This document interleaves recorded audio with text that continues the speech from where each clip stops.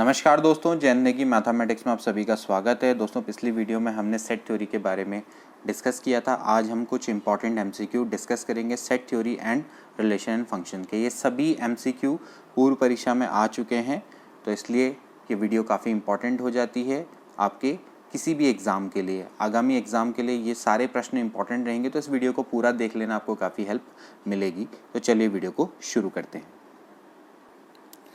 तो फ्रेंड्स, आज का पहला क्वेश्चन है, आपकी स्क्रीन पर आपको दिख रहा होगा। Let F comma G are mapped from real to real be given by F X बराबर है 2x minus 3 and ji X बराबर है एक्स स्क्वायर प्लस 5। देन आपको जी एफ टू की वैल्यू को निकालना है। काफ़ी सिंपल क्वेश्चन है, आपको जी ऑफ एफ टू निकालना है। ठीक, तो जी ऑफ एफ टू क्या हो जाएगा? पहले दोस्तों आप निकालेंगे एफ टू। ठीक है, कुछ नहीं करना है, यहाँ पर आपको x की जगह पे 2 रख देना है। तो ये हो जाएगा भाई 2 इंटू 2 माइनस 3, यानी 2 2 जा 4 माइनस 3, दैट इज 1। इसके बाद आपको निकालना है, देखिए जी एफ टू की वैल्यू हो गई 1, तो ये हो जाएगा भाई g1। तो g1 की वैल्यू क्या हो जाएगी? आपको यहाँ पर gx की वैल्यू दे रखी है एक्स स्क्वायर प्लस 5, gx की वैल्यू है एक्स स्क्वायर प्लस 5। बस आपको क्या करना है, यहाँ पर x की जगह पे 1 रख देना है, तो ये बन जाएगा 1 स्क्वायर प्लस 5, दैट इज 6। तो इसका आंसर कितना हो जाएगा? 6 हो जाएगा, यानी बी वाला ऑप्शन करेक्ट है। देख सकते हैं आप, ये पीजीटी परीक्षा 2000 में आ चुका है। तो इसको सिंपली, ये वैसे क्वेश्चन तो काफ़ी सिंपल है, लेकिन कभी कभार ये क्वेश्चन ऐसे भी आ सकता था, भाई जी ओ एफ ऑफ 2 निकालो। तो ये एक्चुअली क्या है? Composition of 2 function. तो इसको हम ऐसे भी लिख सकते हैं, जी ऑफ एफ एक्स या एफ टू। ठीक है, तो ये बाद में यही बन जाना है जो हमने निकालना है। तो यहाँ पर इन्होंने पहले ही सिंपल कर दिया इस क्वेश्चन को, तो इस तरह से इसको आप सॉल्व कर लेंगे। तो अगले क्वेश्चन की ओर बढ़ते हैं। नेक्स्ट क्वेश्चन आपके स्क्रीन पर दिख रहा होगा। Let F is a function from R to R, और इसको डिफाइन कर रखा है एफ एक्स बराबर 3x माइनस 4। देन आपको एफ इनवर्स एक्स की वैल्यू निकालनी है। 4 ऑप्शन नहीं है, कोई बात नहीं, लेकिन हम इसको आसानी से निकाल सकते हैं। ठीक है, देखिए फंक्शन है फ्रॉम आर टू आर, और आपको फंक्शन की वैल्यू दे रखी है भाई एफ एक्स बराबर 3x माइनस 4। ठीक है, अब देखिए यहाँ से आपको निकालना है F inverse x. F inverse x को मैं कुछ देर के लिए क्या मान लेता हूँ? y मान लेता हूँ। ठीक है, तो यहाँ से क्या हो जाएगा भाई? x बराबर हो जाएगा एफ वाई। ठीक है, और एज वी नो दैट भाई एफ एक्स बराबर है 3x माइनस 4, तो यहाँ पर मैं एफ वाई की जगह पे लिख दूंगा 3y माइनस 4। ठीक है भाई, इसकी जगह पे मैं क्या लिख दूंगा? 3y माइनस 4 लिख दूंगा। भाई जब आपका एफ एक्स 3x माइनस 4 है, तो ये हो जाएगा भाई 3y माइनस 4। तो यहाँ से आप y को बना दीजिए सब्जेक्ट, तो ये हो जाएगा x प्लस 4/3 बराबर y। एंड y की वैल्यू क्या है दोस्तों? F inverse x। तो एफ इनवर्स x की वैल्यू क्या हो जाएगी? x plus 4/3। तो x प्लस 4/3, यानी कि ए वाला ऑप्शन इसका करेक्ट है। ठीक है, इस तरह से आपको अप्रोच समझ में आ जानी चाहिए किसी भी क्वेश्चन को करने की। जब आपको एफ इनवर्स एक्स निकालना होता है, तो आप हमेशा क्या करेंगे? एफ इनवर्स एक्स को y मानेंगे, तो x बराबर एफ वाई हो जाएगा। उसके बाद आप फंक्शन की वैल्यू करके निकाल के y को सब्जेक्ट बनाने की कोशिश करेंगे, उसी से आपका एफ इनवर्स एक्स निकल जाएगा।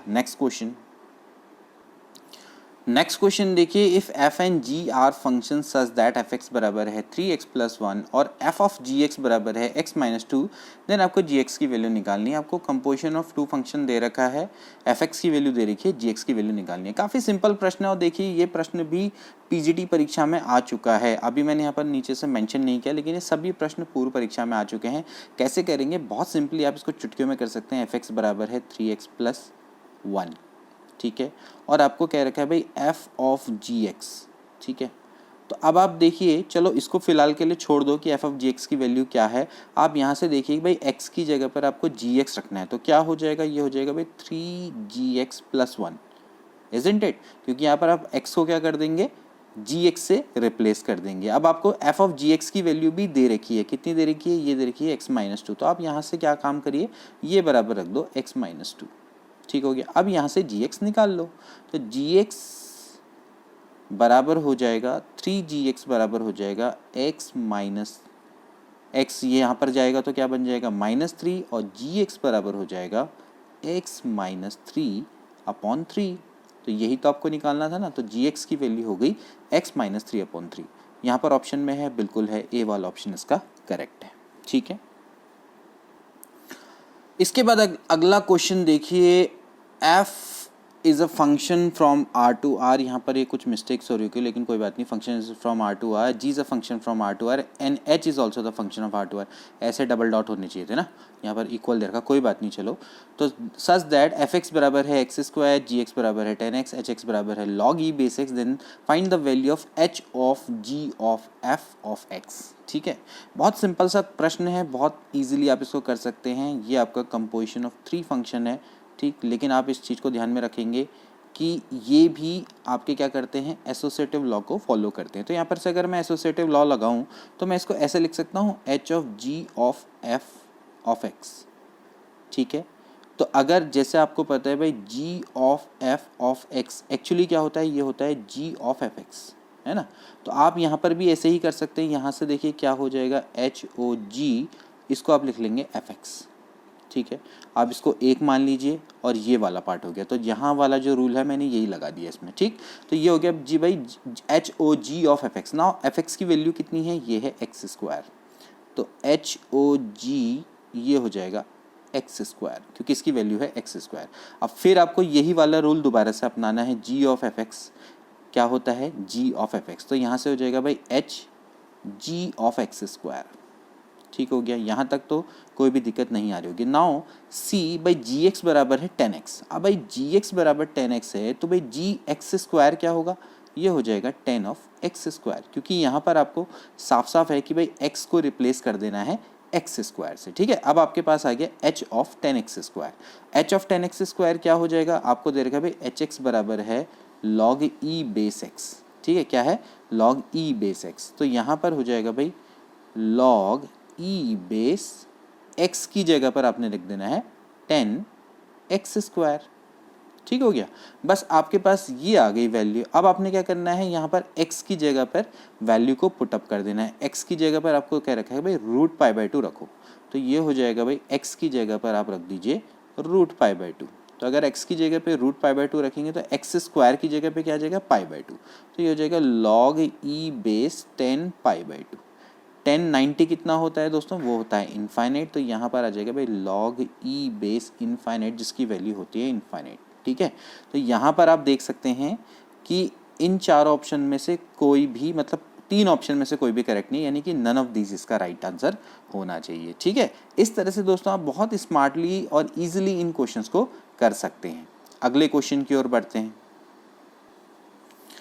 अगला क्वेश्चन देखिए, for a real x the solution set for the inequality x square plus 1 greater than 2x plus 4। ठीक, आपको ये निकालना है। देखिए सबसे पहले आप याद रखिए, जब भी आपको इनइक्वालिटी सॉल्व करनी होती है तो एक साइड क्या बनाओ, जीरो बनाओ। तो कैसे बनाओगे जीरो, यानी ये वाले पार्ट को इधर ले आओ माइनस में, सबसे इंपॉर्टेंट रूल। तो यहाँ से क्या हो जाएगा, ये हो जाएगा भाई x square plus 1 minus 2x minus 4 greater than 0। ठीक है, मतलब कि आपको एक साइड पे जीरो करना है। एक साइड का जीरो करने का मतलब है कि आप दूसरे जो इधर वाले पार्ट है लेफ्ट साइड, मतलब राइट साइड को लेफ्ट साइड पे ले आओ। ठीक है, उसको क्या बोलते हैं, पक्षांतर बोलते हैं ना, पक्षांतर कर दो हमेशा। ठीक, तो यहाँ से क्या हो जाएगा, अब आप इसको सॉल्व करिए। देखिए ये हो जाएगा भाई x square minus 2x minus 3 greater than 0। ठीक है, अब आप इसके फैक्टर करिए। इसके फैक्टर क्या हो जाएंगे, ये हो जाएगा भाई कितना, 3x plus x minus 3 greater than 0, sorry यहाँ पर एक ग्रेटर देन 0 होगा। ठीक है, और यहाँ से अगर आप इसके फैक्टर करेंगे ये हो जाएगा x minus 3 plus 1 x minus 3 greater than 0। तो यहाँ से ये हो जाएगा x प्लस 1 और x minus 3 should be greater then 0। ठीक है, अब दोस्तों इसके जो फैक्टर आएंगे वो क्या क्या आएंगे, वो आएंगे एक तो -1 और 3।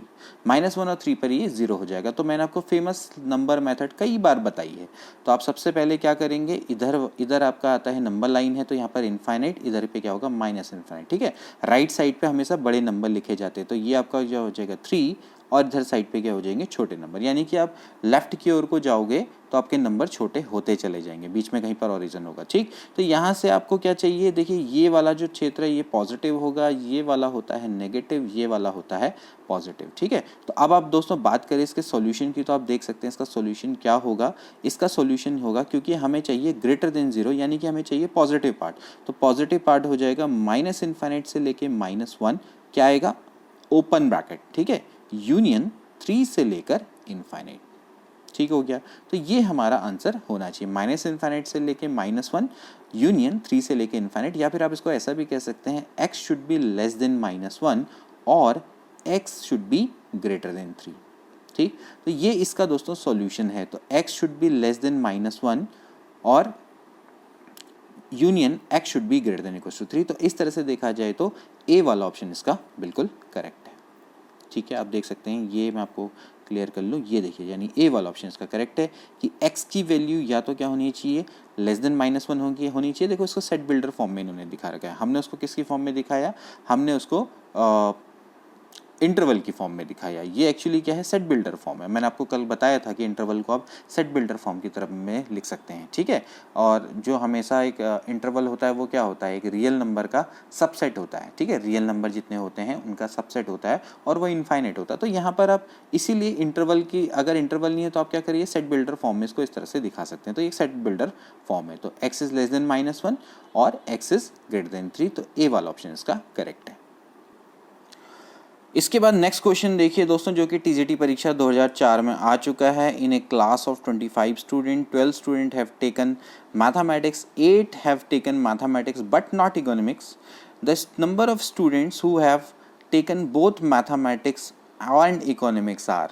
ठीक, इसके अलावा आपसे ये कह रखा है कि assuming that each students has taken at least 1 subject. ठीक हो गया, इसको दोस्तों करने के कई सारे तरीके हैं। हम इसको वेन डायग्राम की मदद से भी कर सकते हैं और नॉर्मल हम मैथमेटिक्स के फॉर्मूलाज की मदद से भी हम इसको कर सकते हैं। देखिए आपको सबसे पहले क्या दे रखा है, देखिए assuming each student has taken at least 1 subject, तो इसका मतलब ये है कि A union B, number of A union B बराबर है 25। हालांकि इसकी ज़रूरत यहाँ पर पड़ने वाली नहीं है। देखिए 12 स्टूडेंट है, मान लेते हैं कि ए है मैथमेटिक्स लेने वाले और बी हैं आपके इकोनॉमिक्स लेने वाले। ठीक, मान लेते हैं, और तो नंबर ऑफ ए यानी कि आपको मैथमेटिक्स लेने वाले स्टूडेंट की संख्या दे रखी है 12। ठीक है, 12 संख्या आपको दे रखी है। अब इसके बाद कह रखा है कि 8 स्टूडेंट ऐसे हैं जिन्होंने मैथमेटिक्स ली है लेकिन इकोनॉमिक्स नहीं ली है, यानी कि number of element in A minus B.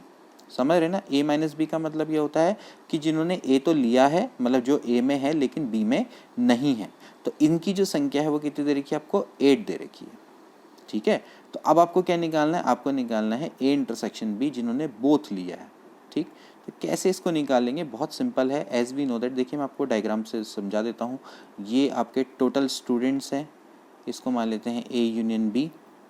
ठीक है, अब आपसे कह रहा है कि देखिए ये पार्ट है दोस्तों ए का, ये ए है। ठीक है ना, इनकी संख्या आपको कितनी दे रखी है, 12। ठीक है, अब आपसे कह रखा है कि इसमें जो ऐसे बंदे जिन्होंने, मैं आपको डायग्राम से दिखाता हूँ, ऐसे बंदे जिन्होंने सिर्फ मैथमेटिक्स ली है, मतलब इकोनॉमिक्स नहीं ली है, ये वाले इकोनॉमिक्स वाले हैं, तो वो ये हैं। इस पार्ट को आप क्या बोलेंगे, ए माइनस बी, ये इतने पार्ट को, ये पार्ट इसके अंदर नहीं आएगा। ठीक है, तो एक्चुअली जो ये वाला पार्ट है, ये ए माइनस बी है, वो ये वाला पार्ट है। वो कितने लोग हैं, 8। ठीक है, तो बताइए ये वाला पार्ट किसको रिप्रेजेंट करता है, ये रिप्रेजेंट करता है जिन्होंने दोनों लिए, यानी कि इंटरसेक्शन बी को ये रिप्रेजेंट करता है। ठीक है, ये वाले 8 हैं, ये टोटल आपके कितने हैं, 12, ये वाले पार्ट हैं 8, तो ये कितने हो जाएंगे, 4 हो जाएंगे। तो आंसर कितना हो जाएगा, 4। सिंपली आप वेन डायग्राम की मदद से इसको कर सकते हैं। ठीक है, अदरवाइज जैसे कि मैंने आपको पहले ही बता दिया, आप वेन डायग्राम से देख सकते हैं कि ये वाला जो पार्ट है वो है ए माइनस बी, तो एन ए माइनस बी की वैल्यू जो है वो कितनी होती है, वो होती है N A minus N A intersection B. आप ऐसे कर सकते हैं, ये number of element in A, इसमें से आप क्या कर दो, ए माइनस बी को सब्ट्रैक्ट कर दो। ठीक है, तो आप इस तरह से इसको निकाल सकते हैं। यहाँ पर आपको पता है कि भाई इसकी वैल्यू आपको दे रखी है 8, इसकी वैल्यू आपको दे रखी है 12 minus N A intersection B. Theoretically करो या वेन डायग्राम से करो, कैसे भी कर सकते हो। तो एन ए इंटरसेक्शन बी बराबर हो जाएगा 12 माइनस 8 यानी कि हो जाएगा 4। ठीक, तो मेरे हिसाब से तो वेन डायग्राम वाली मेथड बहुत अच्छी है क्योंकि आपको इससे आइडिया आ जाता है। बहुत बड़े से बड़े क्वेश्चन भी आप वेन डायग्राम की मदद से आसानी से कर सकते हैं। तो बी वाला ऑप्शन इसका करेक्ट है। नेक्स्ट क्वेश्चन देखिए, let A and B be two sets having 5 common elements, then the number of elements common to A cross B and B cross A। काफ़ी अच्छा प्रश्न है। A क्रॉस B किसको represent करता है? Cartesian product between A and B। जब हम A और B के एलिमेंट्स को ऑर्डर्ड पेयर में लिखते हैं, जहाँ पर आपका ऑर्डर्ड पेयर इस तरह से बनता है A कॉमा B, जहाँ पर A एलिमेंट होता है A का, B एलिमेंट होता है B का। तो कितने बन सकते हैं? देखिए आपको पता होना चाहिए, अगर A में नंबर ऑफ एलिमेंट मान लेते हैं M है और B में नंबर ऑफ एलिमेंट मान लेते हैं n है, तो दोनों में यानी कि जब दोनों का कार्टेशियन प्रोडक्ट करेंगे A क्रॉस B तो उसमें नंबर ऑफ एलिमेंट बनते हैं mn, यानी कि दोनों का क्या हो जाता है? प्रोडक्ट हो जाता है। ठीक है, अब आप देखिए दोस्तों, आपसे कह रहा है कि A कोई सेट है, ठीक है, इसमें 5 एलिमेंट बिल्कुल कॉमन है B के एलिमेंट्स के, यानी कि ठीक। तो अब आप बताइए कि जो इनसे यहाँ के एलिमेंट बनेंगे वो कितने बनेंगे दोस्तों? वो बन जाएंगे आपके 5 इंटू 5, क्योंकि हर एलिमेंट है इसके, आप देख सकते हैं कि ये आपके क्या होंगे? 5 इंटू 5। ठीक है, तो यहाँ से आपका कितना हो जाएगा टोटल दोस्तों? 5 इंटू 5 यानी कितना हो गया भाई? क्योंकि यहाँ के एलिमेंट है, यहाँ के एलिमेंट को अगर आप देखें जैसे A B C D है, तो अगर आप, और यहाँ पर भी अगर A B C D E है, ठीक है, मान लेते हैं A B C D यहाँ पर है, तो जैसे अगर ये वाला एलिमेंट है, जैसे मान लेते हैं A B A C A D, ऐसे ही यहाँ से ही बनेगा A B A C A D। ठीक, तो इसमें जब हम A क्रॉस A और B क्रॉस A के एलिमेंट निकालेंगे तो 5 इंटू 5 यानी कि टोटल आपके 25 एलिमेंट्स आपके क्या निकल जाएंगे? कॉमन निकल जाएंगे। तो सिंपली आपने क्या कर देना है? 5 का स्क्वायर कर देना। तो जितने एलिमेंट्स आपके कॉमन होते हैं उनका क्या कर देते हैं? स्क्वायर कर देते हैं। तो आपसे यही पूछ रहा है कि A cross B from A to B हम जाएंगे और फ्रॉम B टू A जाएंगे, तो इनमें कितने एलिमेंट्स कॉमन आएंगे? तो सिंपली आपने क्या कर देना, अगर 5 एलिमेंट कॉमन है तो आप क्या कर दीजिए? 5 का स्क्वायर। अगर 7 होता तो क्या कर देते? 7 का स्क्वायर कर देते। ठीक है, तो उतने ही एलिमेंट्स इन दोनों में क्या होंगे? कॉमन होंगे। ठीक, जनरली मैं आपको बताऊं कि जो A क्रॉस B है वो B क्रॉस A के बराबर नहीं होता है। ठीक है, क्योंकि A और B के अगर एलिमेंट्स डिफरेंट हैं तो जो B क्रॉस A के एलिमेंट्स होंगे वो भी डिफरेंट होंगे। जितने इसमें कॉमन आते चले जाएंगे उतने ही इनमें, इनके प्रोडक्ट में एलिमेंट भी क्या होंगे? कॉमन होंगे। अगर इनमें m एलिमेंट कॉमन है तो इन दोनों के प्रोडक्ट में m स्क्वायर एलिमेंट कॉमन होंगे। अगर इन दोनों के एलिमेंट बराबर हैं तो भाई सिंपल हो जाएगा भाई, अगर इसमें भी n एलिमेंट हैं, इसमें भी n एलिमेंट है, इसमें भी n एलिमेंट है, इसमें भी n एलिमेंट है और सब बराबर हैं, तो टोटल मिला के इसमें कितने होंगे? n स्क्वायर एलिमेंट होंगे।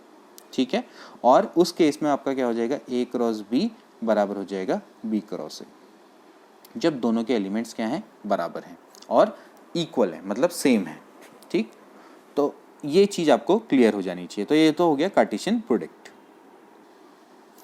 नेक्स्ट क्वेश्चन देखिए, n यूनिवर्सल बराबर है 700, यानी कि जो यूनिवर्सल सेट है उसमें 700 एलिमेंट है, Na में 200, B में है 300 एलिमेंट, इंटरसेक्शन भी यानी कि इनके इंटरसेक्शन में आपके 100 एलिमेंट। तो आपको निकालना है NA बार इंटरसेक्शन B बार, इसकी वैल्यू को निकालना है। देखिए यहाँ पर आप एक चीज़ ध्यान में रखना कि एक होगा यूनिवर्सल सेट जो इसके बाहर से होगा, इस तरह से मैं आप यहाँ पर बना देता हूँ। ठीक है, तो इसमें जो आपके नंबर ऑफ एलिमेंट है वो कितने हैं? 700।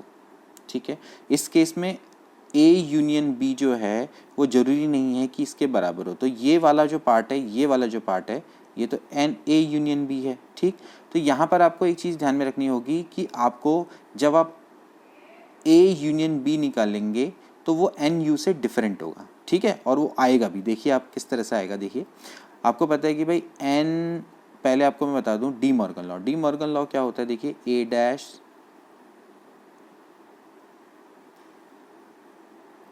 A यूनियन B का जो डैश होता है, ट्रांसपोज होता है, वो होता है A dash intersection B dash. पहले तो आप याद करेंगे। ठीक है, इसी तरह से A इंटरसेक्शन B का डैश होता है A dash union B dash. इसको क्या बोलते हैं? डी मॉर्गन लॉ बोला जाता है। ठीक है, अब यहाँ से आपको क्या दे रखा है, देखिए आपको दे रखा है ए डैश इंटरसेक्शन बी डैश। तो ए डैश इंटरसेक्शन बी डैश का मतलब क्या हो जाएगा, ये हो जाएगा भाई ए यूनियन बी का डैश। ठीक हो गया। अब ए डैश का मतलब क्या होता है दोस्तों, ए डैश का मतलब जनरली क्या होता है, ये होता है which are not in A, not in A, ठीक है, नॉट इन ए, ठीक है।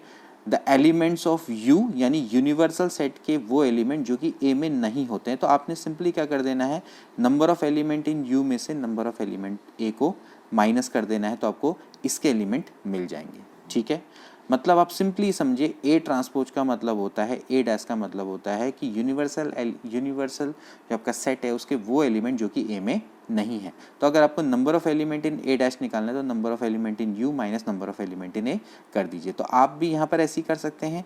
यहाँ से आपको अगर इसकी वैल्यू निकालनी है तो आप क्या करेंगे, number of element in U minus number of element in A union B. ठीक हो गया। आपने सिंपली क्या कर देना है, ए यूनियन बी का जो डैश है उसको अगर निकालना है तो इसका मतलब है कि ए यूनियन बी में जो नहीं है, तो आप number of element in U minus number of element in A union B कर दो। अब आपको दोस्तों फॉर्मूला पता होगा भाई, एन यू माइनस इसकी जो वैल्यू होती है ये होती है N A plus N B minus N A intersection B, ये इसकी वैल्यू होती है। ठीक है, तो यहाँ से अब आप इसकी वैल्यू को यहाँ पुटअप कर दीजिए। देखिए क्या क्या है, सब आपको दे रखा है। इसकी वैल्यू दे रखी है 700 minus N A plus N B, फटाफट से कर लेते हैं इसको। N A plus N B क्या हो जाएगा, एन ए यानी कि N A plus N B यानी कि 200 प्लस 300 कितना हो जाएगा 500, और 500 में से आप 100 को माइनस कर देंगे। तो 500 में से अगर आप 100 को माइनस करेंगे तो क्या बचेगा, 400 बचेगा। तो यानी 700 माइनस 400 यानी कि कितना हो जाएगा 300। तो 300 इसका राइट आंसर होगा। तो यानी कि सी वाला ऑप्शन इसका करेक्ट है। ठीक है, आई होप कि आपको समझ में आ गया होगा क्या करना था। हमने यहाँ पर सिंपली आपको थोड़ा सा जो डी मॉर्गन लॉ है उसका यहाँ पर यूज़ करना था। आपको number of element in A transpose intersection B transpose निकालना है, जो कि डी मॉर्गन लॉ की मदद से बन जाता है number of element in A union B का डैश, यानी कि वो एलिमेंट जो कि ए यूनियन बी में नहीं है। तो वो कैसे निकलेंगे, आप टोटल एलिमेंट्स में से ए यूनियन बी के एलिमेंट्स को माइनस कर देंगे सिंपली। ठीक है, तो इस तरह से इस क्वेश्चन को किया जाता है। देखिए टीजीटी परीक्षा 2005 में आ चुका है, इसके अलावा पीजीटी परीक्षा में भी आए हुए हैं इस तरह के कई सारे प्रश्न। नेक्स्ट क्वेश्चन देखिए, इफ ए बराबर है x such that x is less than equal to 5, जहाँ पर x is the element of n दिया हुआ, यानी कि आपको ये सभी सेट बिल्डर फॉर्म में दे रखे हैं। इसके बाद आपको दे रखा है x is less than equal to 10, जहाँ पर x is the element of n है। c की वैल्यू है आपको 2 से लेकर 6 के बीच में जितने भी नेचुरल नंबर लाई करते हैं, आपको a minus B intersection c की वैल्यू निकालनी है। काफ़ी सिंपल सा प्रश्न है, बहुत ईजिली आप इसको निकाल सकते हैं। देखिए आप इसको बहुत ईजिली किसी भी मैथड से कर सकते हैं, आपकी मर्जी है। आप चाहो तो इनको पहले रोस्टर मेथड में कन्वर्ट कर लो और फिर उसके बाद आप इसको कर लो। ठीक है, उसके बाद आप इसको आसानी से मतलब निकाल सकते हो। ठीक है, अब देखिए मैं आपको एक बहुत इजी मेथड से इसको सॉल्व करके दिखाऊंगा। मेरे को इसको खोलने की आवश्यकता नहीं है। हालांकि देखिए आप इसको ऐसे कर सकते हैं, ए बराबर मैं आपके सामने फिर भी लिख देता हूँ। ये ए के एलिमेंट क्या होंगे 1 2 3 4 5। ठीक है, बी के एलिमेंट क्या होंगे दोस्तों, ये हो जाएंगे 1 2 3 से लेकर कहाँ तक जाएंगे 10 तक जाएंगे, है ना। और जो C है, C के एलिमेंट क्या होंगे, C के एलिमेंट होंगे देखिए 2 से लेकर 6 दे रखा है, 2 से लेकर 6, 2 और 6 को इंक्लूड नहीं करना है तो 3 4 5 ये। ठीक है, अब आपको क्या निकालना है, A minus B intersection C निकालना है। तो B और C में क्या कॉमन है, ऑफकोर्स C यहाँ पर कॉमन है, तो B इंटरसेक्शन C का वैल्यू आएगी C यानी कि 3 4 5, और a माइनस आपको क्या करना है c निकालना है। तो a माइनस c की जो वैल्यू हो जाएगी वो क्या हो जाएगी भाई 3 4 5 को आपने क्या कर देना है यहाँ से माइनस, तो इसकी वैल्यू कितनी हो जाएगी 1 2। तो 1 2 इसका कितना हो गया, c वाला ऑप्शन इसका करेक्ट हो गया। ठीक है, इसके अलावा आप इसको ऐसे भी कर सकते हैं। देखिए आप यहाँ पर समझिए कि जो c है, c is a subset of b, आप देख सकते हैं, और a is also the subset of b। ठीक है। तो आपको क्या निकालना है, a minus B intersection C की वैल्यू को निकालना है। तो a minus B intersection C आप कैसे निकालेंगे, एज वी नो दैट कि भाई c is a subset of b, तो b इंटरसेक्शन c क्या हो जाएगा, c हो जाएगा। अब आपको क्या निकालना है, a माइनस सी निकालना है। आपको ये रोस्टर फॉर्म में इसको कन्वर्ट करने की आवश्यकता ही नहीं है, ठीक है। Now as we know that कि भाई x is less than equal to 5 और ये आपका क्या है भाई 2 से लेके 6, ठीक है। तो भाई 2 से लेके 6 यानी कि 2 से बड़े एलिमेंट्स को इसने आपने क्या कर देना है, इसमें से सब्ट्रैक्ट कर देना है। तो एक्चुअली क्या हो जाएगा भाई, x बच जाएगा लेस देन इक्वल टू 2 यानी कि 1,2 बच जाएगा, क्योंकि यहाँ पर 2 पे इक्वल नहीं है ना, तो आप इसको सिंपली क्या लिख सकते हैं 1,2। तो 1,2 इसका क्या हो जाएगा, राइट आंसर हो जाएगा। इस तरह से भी आप इसको आसानी से निकाल सकते हैं 2 मिनट में, चुटकियों में।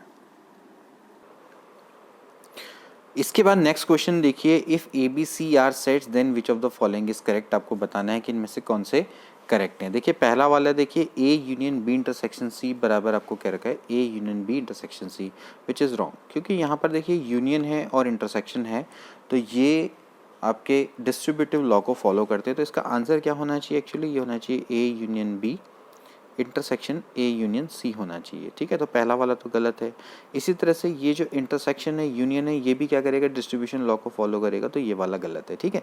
अब यहाँ पर देखिए A intersection B intersection C बराबर आपका आ गया A intersection B intersection C. तो चलो ये बिल्कुल सही है, क्योंकि ये आपका एक ही साइन है और यहाँ पर एसोसिएटिव लॉ को ये फॉलो करेगा।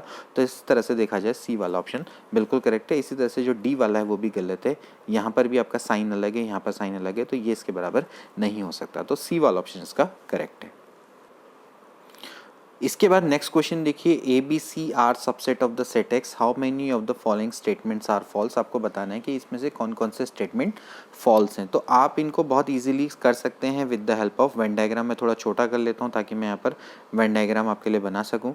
देखिए आप सबसे पहले देखिए पहला वाला स्टेटमेंट ए माइनस बी, ठीक है। अब आप देखिए ये है दो सेट से दिखा देता हूँ ताकि आपको समझ में आ जाएगा। ये वाला पार्ट है आपका ए, देखिए ये वाला पार्ट है ए, और ये वाला जो पार्ट है, ये वाला जो पार्ट है वो है a माइनस बी। अब आप देख सकते हैं अगर आप a में से a माइनस बी को सब्ट्रैक्ट कर देंगे, यानी कि आप a में से a माइनस बी को हटाएंगे, तो बचेगा क्या, a intersection b। A union B तो नहीं बच सकता, तो पहला वाला तो फॉल्स है, ठीक है। इसी तरह से जो अगला वाला है देखिए, ए माइनस बी का डैश बराबर बता रखा है ए इंटरसेक्शन बी, जबकि उल्टा होता है ए माइनस बी बराबर होता है ए इंटरसेक्शन बी का डैश, ठीक है। तो यानी कि जो सेकंड वाला स्टेटमेंट है वो भी फॉल्स है। अब आप तीसरे वाले स्टेटमेंट को देखो, तो ए इंटरसेक्शन बी माइनस सी, देखिए यहाँ पर 3 है, ये मान लेते हैं, ठीक है। अब इसको मान लेते हैं ए, ये है बी, ये है सी, ठीक है। अब आपसे कह रहे हैं कि B minus C, A intersection B minus C, ठीक है। बी माइनस सी का मतलब क्या होगा दोस्तों, जो कि बी में है सी में नहीं, यानी कि ये वाला पार्ट आपका क्या है, बी माइनस सी है, ठीक है। अब आपका इसका ए के संग इंटरसेक्शन, यानी कि अगर आप देखें ध्यान से तो ये वाला एरिया ये निकलेगा, ठीक है। ये वाला जो एरिया है ये है आपका रिक्वायर्ड, तो इसको क्या बोलेंगे A intersection B minus C, ठीक है। A intersection B minus C. Now ये किसके बराबर कह रहा है, ये कह रहा है आपसे कि A intersection B minus A intersection C, ठीक है। अब पहले आप ए इंटरसेक्शन बी देखिए, ए इंटरसेक्शन बी कौन सा वाला पार्ट है, ए इंटरसेक्शन बी कौन सा वाला पार्ट है, ए इंटरसेक्शन बी दोस्तों ये वाला पार्ट है, देखिए ये वाला पार्ट, ठीक है। ये इंटरसेक्शन बी वाला पार्ट है, ठीक है। और ए इंटरसेक्शन बी सी वाला पार्ट ये वाला है, ये वाला, ठीक है, ये वाला पार्ट। तो अगर आप ए इंटरसेक्शन बी में से ए इंटरसेक्शन सी को, चलो मैं इसको दूसरे से दिखाता हूँ, ये देखिए अगर आप इसमें से ए इंटरसेक्शन सी को माइनस कर देंगे तो आपका यही वाला पार्ट तो बचेगा, ये वाला पार्ट बच जाएगा, ठीक है। यानी कि ये बिल्कुल स्टेटमेंट सही है कि A intersection B minus C बराबर आपका क्या होता है, A intersection B minus A intersection C. तो इसमें से देखा जाए तो 2 स्टेटमेंट गलत हैं, ठीक है, 2 स्टेटमेंट गलत हैं और 1 स्टेटमेंट ट्रू है। तो यानी कि इसमें कितने फॉल्स हैं, सी वाला ऑप्शन इसका करेक्ट है कि इसमें 2 स्टेटमेंट फॉल्स हैं, ठीक है। नेक्स्ट क्वेश्चन देखिए, लेट एफ एन बराबर है y, मतलब f is a function from natural number two y, be the function defined by F X बराबर है 4x+3, जहाँ पर आपका वेयर y बराबर है y equals to 4x+3 for some x is the element of natural number then the inverse of F X. बहुत simple सा question है, आपको निकालना है एफ इनवर्स x निकालना है। एफ इनवर्स x को क्या मान लेते हैं, कुछ देर के लिए y मान लेते हैं, तो बिल्कुल वही वाला स्टेटमेंट x बराबर हो जाएगा F Y. Now we know that भाई एफ एक्स बराबर है कितना, 4x+3, कितना है 4x+3, तो ये हो जाएगा भाई x, एफ वाई कितना हो जाएगा, ये हो जाएगा 4y+3, 4y+3। तो यहाँ से आप निकाल सकते हैं y की वैल्यू हो जाएगी x-3/4, ठीक है, x-3/4 which is nothing but F inverse x, ठीक है, x-3/4, ठीक है। तो आप इसको चाहो तो, क्योंकि इसमें आपको आंसर थोड़ा अलग वे में दे रखा है, मान लेते हैं कि इसका जो इन्वर्स है वो आपका जी वाई है, तो इसको मैं जी वाई मान लेता हूँ, मान सकता हूँ, या चलो इसको मैं जी एक्स मान लेता हूँ, चलो जी एक्स, तो जी एक्स बराबर क्या हो जाएगा x-3/4। तो अगर जो जी एक्स इतना है तो जी वाई कितना होगा, ये हो जाएगा y-3/4। बस शो करने का तरीका और कुछ नहीं है, तो y-3/4 इसका राइट आंसर है, यानी कि डी वाला ऑप्शन इसका करेक्ट है। आपको इन्वर्स निकालना था ना, तो इन्वर्स हमने पुरानी टेक्निक से निकाला, बस उसको जी वाई बना दिया, ठीक। एफ इनवर्स एक्स आएगा, एफ इनवर्स एक्स क्या आया भाई x-3/4, तो इसको जी वाई लिख दिया, तो जी वाई बराबर y-3/4, यही इसका इन्वर्स है। नेक्स्ट क्वेश्चन देखिए दोस्तों, जो कि देखिए टीजीटी परीक्षा 2004 में आया हुआ है। इतना सिंपल सा क्वेश्चन है, A is a subset of B. अगर A is a subset of B है तो क्या होगा, अगर ए सबसेट है बी का, यानी कि ए बी के अंदर है, तो इसका मतलब ये है, सिंपली आप इसको ऐसे कह सकते हैं, इसके कई सारे रिजल्ट निकल सकते हैं कि ए का अगर बी के संग यूनियन करेंगे तो वो क्या आ जाएगा, ए का अगर बी के संग यूनियन करेंगे तो बी आएगा, ठीक है। तो ये सी वाला ऑप्शन तो गलत हो गया, ठीक। इसी तरह से अगर A is a subset of B है तो क्या होना चाहिए, देखिए मतलब आप कई सारे निकाल सकते हैं, जैसे चलो हम ऑप्शन से इसको सॉल्व करने का कोशिश करते हैं कि a-b बराबर ए। देखिए क्या a-b बराबर ए होगा, क्योंकि ए और ए तो बी का सबसेट है, तो अगर मैं ए में से बी को सब्ट्रैक्ट करूँगा तो क्या वो आएगा, नहीं आएगा, वो क्या आएगा दोस्तों, फाई आएगा, यानी नल आएगा, ठीक। यानी कि आपको सिंपली a-b का मतलब क्या होता है, ए के वो एलिमेंट जो बी में नहीं है। अब भाई जब ए ही बी का सबसेट है, यानी कि ए बी के जब अंदर है, तो ऐसा कोई एलिमेंट ही नहीं है कि जो ए में हो और बी में ना हो, तो इसका आंसर क्या होगा, नल होगा, ठीक।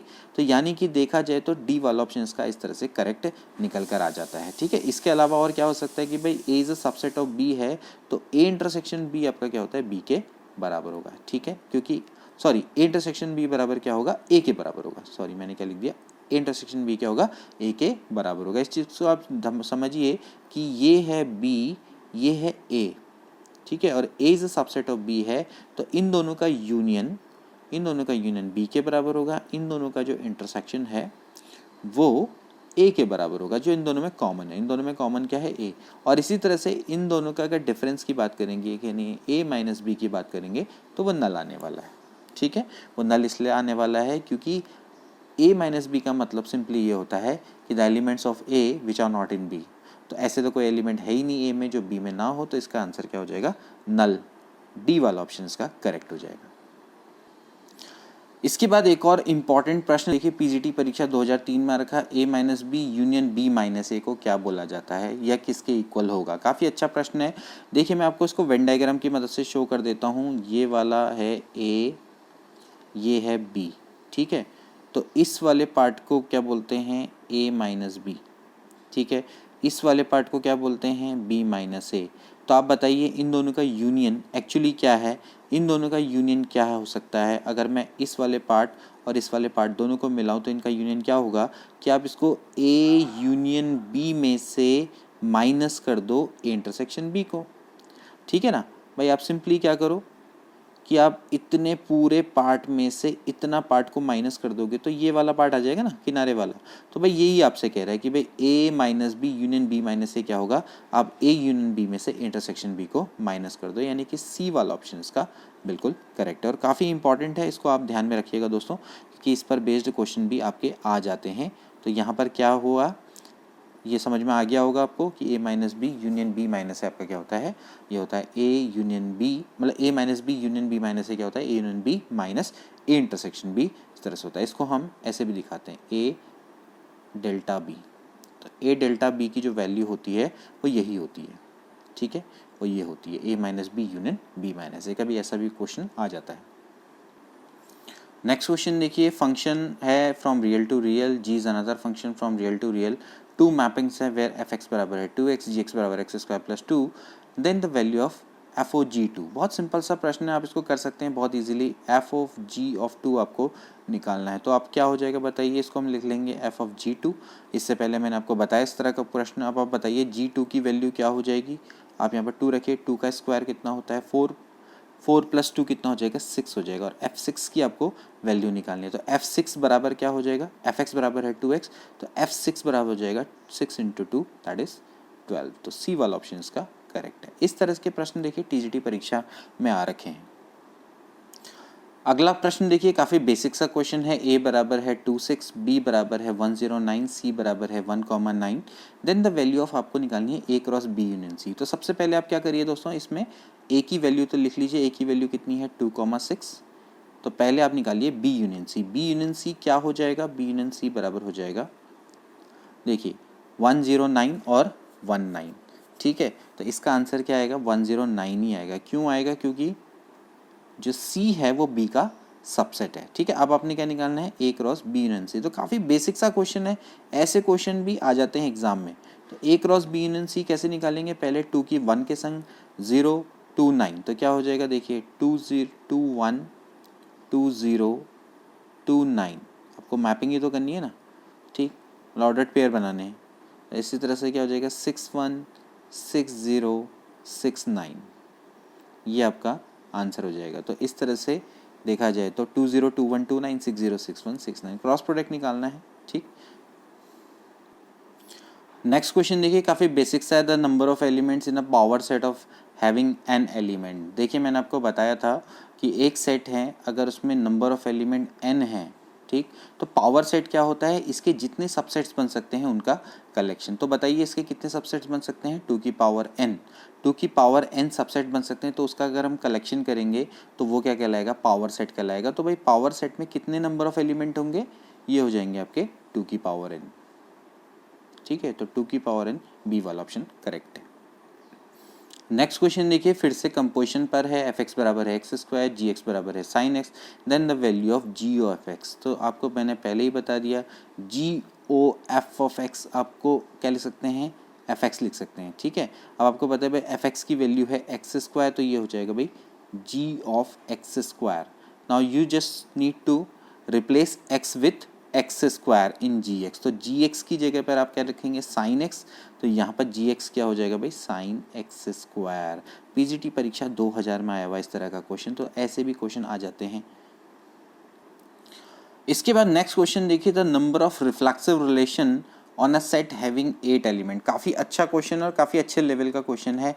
मैं आपको यहाँ पर लिख के बता देता हूँ। देखिए अगर एक सेट ए है, इसमें m एलिमेंट है, एक सेट अगर b है उसमें अगर n एलिमेंट हैं, तो उसमें जो टोटल नंबर ऑफ रिलेशन बन सकते हैं वो बन सकते हैं 2 की पावर mn, ठीक है। पहले आप तो ये याद रखिएगा, ठीक है, क्योंकि mn क्या होंगे, total number of a cross b के टोटल नंबर ऑफ एलिमेंट कितने होंगे, mn, यानी कि m इंटू एन। अब इसकी अगर आप बात करें रिलेशन की, तो रिलेशन आपका क्या होता है कि भाई a क्रॉस b के जितने सबसेट बन सकते हैं वही आपके क्या होते हैं, रिलेशन होते हैं। तो इसको हम लिखेंगे 2 की पावर mn, ठीक है। तो अब आपसे कह रहा है कि रिफ्लेक्सिव रिलेशन। अब रिफ्लेक्सिव रिलेशन वहाँ पर आपका क्या होता है कि जहाँ पर रिफ्लेक्सिव रिलेशन वो होता है कि जहाँ पर a कॉमा a, ठीक है, यानी कि for every a there should be a होना चाहिए, ठीक। उस यानी कि जहाँ पर 1 1 2 2 इस तरह की फॉर्म आए तो उसको हम क्या बोलते हैं, रिफ्लेक्सिव रिलेशन बोला जाता है, ठीक है। तो कितने ऐसे रिफ्लेक्सिव रिलेशन बन सकते हैं ये आपको बताना है, ठीक है।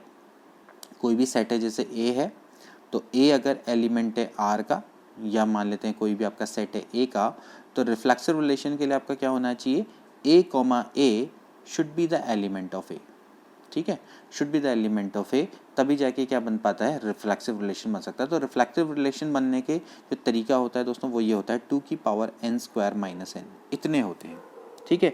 एक सेट है, अगर उसमें n एलिमेंट है, अगर उसमें n एलिमेंट हैं तो उसके जो नंबर ऑफ रिफ्लेक्सिव रिलेशन बन सकते हैं वो कितने बन सकते हैं, 2 की power n square minus n।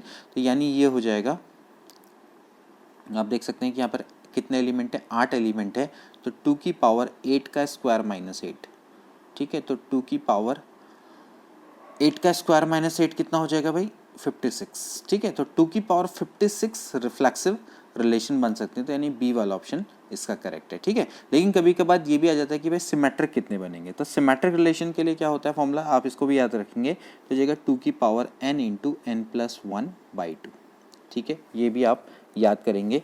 तो 2 की power n into N plus 1/2, अगर यही क्वेश्चन होता तो 8 इंटू 9/2, तो 2 4 जा होता है 8 और 9 चको होता है 36, तो 2 की पावर 36। ठीक है, सिमेट्रिक रिलेशन का मतलब ये है कि अगर आपका x रिलेशन है y के संग, तो y का वही रिलेशन होना चाहिए x के संग, यानी कि अगर x y एलिमेंट है a का, तो y x भी एलिमेंट होना चाहिए a का।